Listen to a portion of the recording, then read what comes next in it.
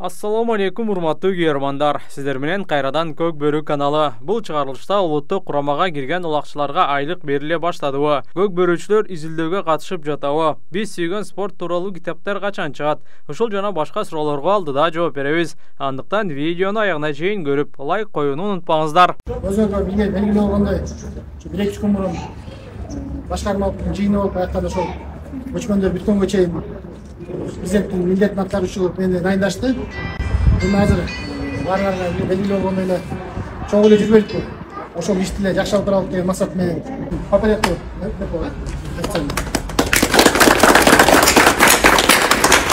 Төртчү камтоо боюнча Кыргызстандын лидеринен чексиздикти кошуп ал.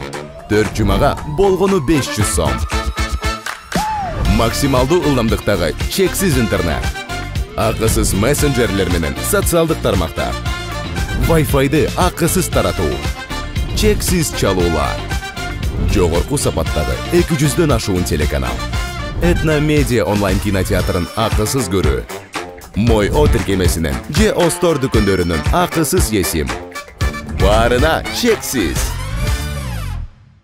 Өтө сонун жаңылык менен бул берүүнү баштайды. Улакчыларга айлыктар берилди. Көчмөндөр оюндарында даярдык көрүп жаткан Көк Бөрү жана жер улак боюнча курама команданын оюнчуларына шыктандыруучу каражаттар берилди. Көк Бөрү Федерациясынын президентинин милдетин аткаруучусу Рамис Жунусалиев бул каражатты чегерүү үчүн демирчилерге кайрылып, жыйынтыгында атын атагысы келбеген инсандар Көк Бөрүүчүлөргө каржылык колдоо көрсөтүүгө макул болгонун билдирди. Натыйжада 18 оюнчу, 3 машыктыруучу, 4 атчы, 2 саяпкер жана 2 видеографка акчалай каражаттар ыйгарылды. Рамис Жунусалиев 50 000 сомдон алган улакчыларга кайрылып, алдыда ушул өңдүү каржылык чегөрүү дагы болорун белгилеп өттү.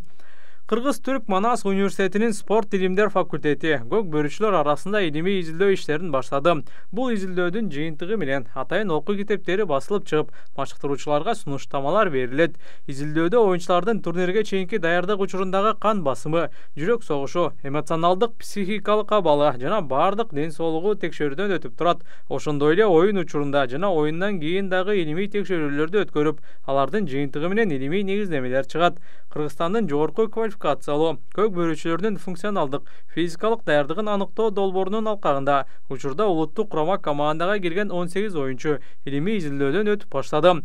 Уланбек Алимов бул иликтөө август айындагы президенттин кубогуна катышкан оюнчулар арасында дагы өтөөрүн кошумчалады. Баарыбыз Кыргызстандын намын издеп даярдык үстүндө жүрөбүз. Мээнетибиз артып, эки команда тең биринчи талкууну Кудай насип кылсын. Даярданып жаткан байкелер буюрса Казакстандан жакшы бир жеңиш менен келели. Эки команда тең элибизге желегибиз желбирет. Кубаныч тартуулайлы элибиз күтүп жаткан. Ошол жетекчилик жамаатка чоң рахмат сиздерге. Алтынай убактыңыздарды өтүп ушакта эч нерседен кем кылбай даярдап атасыздар. Алла разы болсун сиздерге. Ара ден соолук каалайм, билегиңерге күч кубат болсун. Аттана жакшылап дайындап, ушу алдыда ушу элдин үмүтүн актардай бололу. Ынтымакта, достукта оюн көрсөткөн Айбек Исаковдон көпчүлүк берген суроонун жообун алайын деп турам.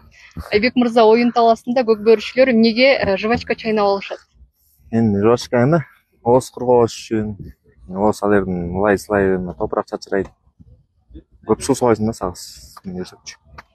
Оозун курубай жакшы жүрөт.